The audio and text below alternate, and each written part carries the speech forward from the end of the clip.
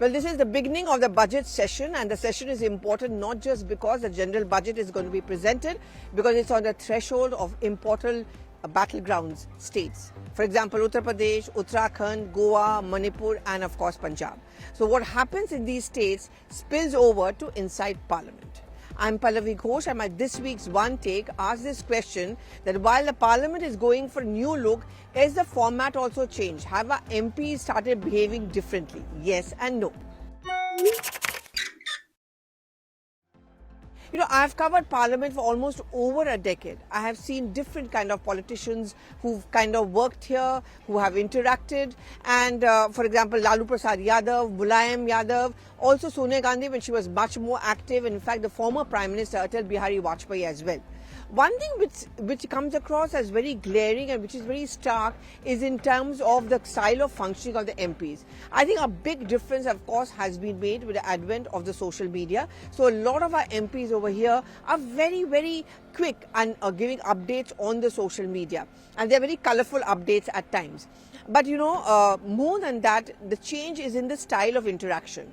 Earlier times it was more somber, more serious, focus was on debates, less on drama, low decibel discussions. Of course, there were moments of high-paced drama. I still remember, for example, when the Lokpal bill or the women reservation bill was being introduced in Rajya Sabha, you had many from the Samajwadi Party, Lalu Prasad Yadav actually throwing the papers, Mayawati suddenly deciding that I don't want to be a member of Parliament. Those were high drama moments, but they were all kind of tempered with their own political strategies intact. This time round also it's that, but you know, a lot of the social media impact is there.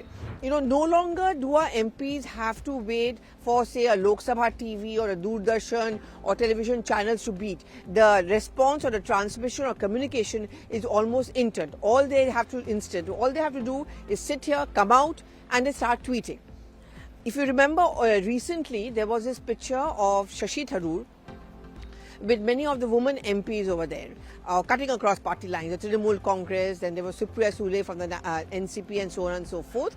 And you know, he actually said, you know, these are those attractive moments inside Parliament. He was majorly trolled. He was called, you know, trivializing women MPs, their achievements.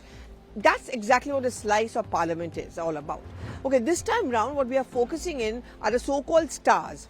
The negative ones, the positive ones, the ones who create controversies, and the one who actually do a very important job of firefighting for the political parties they belong to, and also for the government in this case.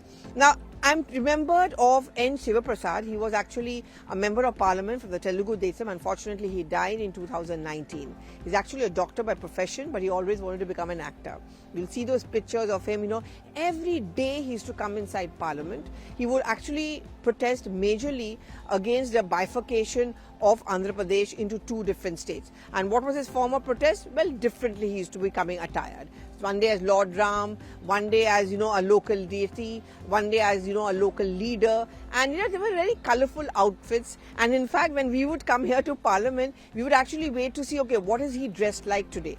It was very fascinating. It was very interesting.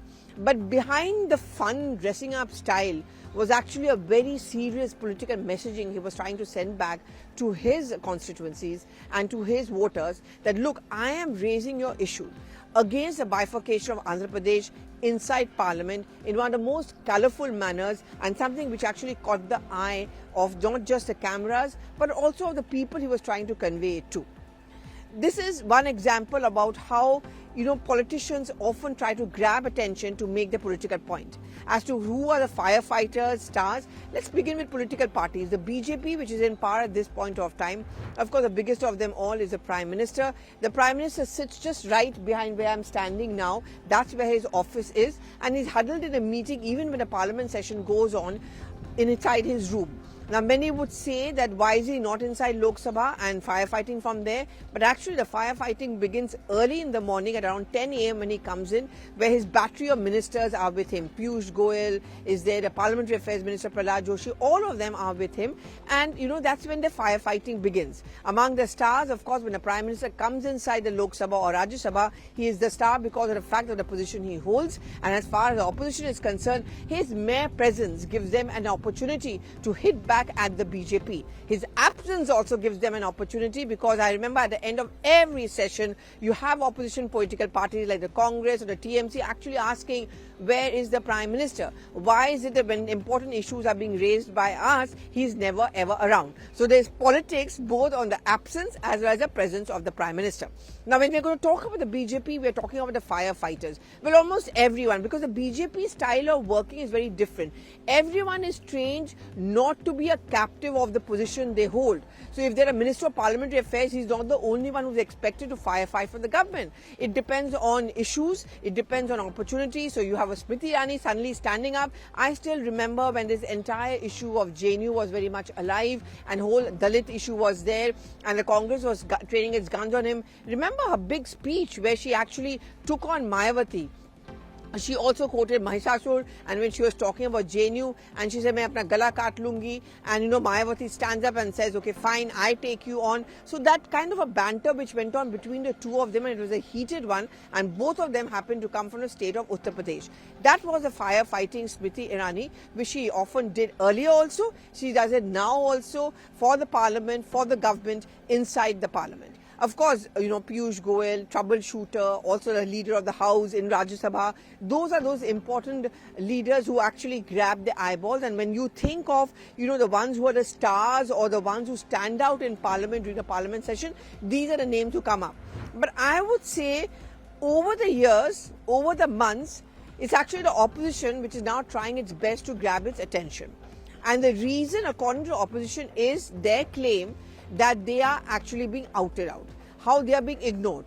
Their biggest grievance, and something which Rahul Gandhi keeps on talking about, is the fact that the television cameras of both Lok Sabha TV as well as Rajya Sabha TV actually don't show the leaders of the opposition. Either the mic is switched off, this is allegation coming in from Rahul Gandhi, or the cameras no longer are focused on them. So what do? They try to grab attention. If you remember the last Parliament session, almost en masse, 12 to 13 MPs were asked to leave. Most of them are from the Trinamool Congress. Not too far away from where I'm standing is what they were protesting outside a Mahatma Gandhi statue. Now, outside the statue, you had a Dola Sen, who's very firebrand. She's actually one of those street fighters, and she's believed to have been someone who's learned from Mamata Banerjee. I remember she used to wear a jhola, carry a jhola, and she used to stutter around, often forgetting that the Congress party is supposed to be the adversary. Or in the morning, she's actually attacked the Congress party, and then suddenly she puts an arm around the Congress leaders and said, "Okay, we are friends and we are going to be together." Derek O'Brien, I was another person who uses his skills as a quiz master to actually do those quizzes from inside the parliament premises. But apart from that, wearing a black shawl or a black band, those are the kind of drama where Derek O'Brien often does. In fact, when he stands inside parliament, inside Rajya Sabha, he would actually ask for a couple of minutes. He used to tweet out those pictures. If someone has used the social media effectively to grab attention, it certainly has been Derek O'Brien, which is why I'm saying the intrusion of the social media space has actually made a remarkable difference as far as the stars of parliament are concerned. We talk about the Congress party very quickly. Well, Rahul Gandhi, moments of high drama when he stands up, when he makes a speech, when he hits back at the Prime Minister, and that biggest drama of them all, when he actually walked up and hugged the Prime Minister saying that we don't hate anyone.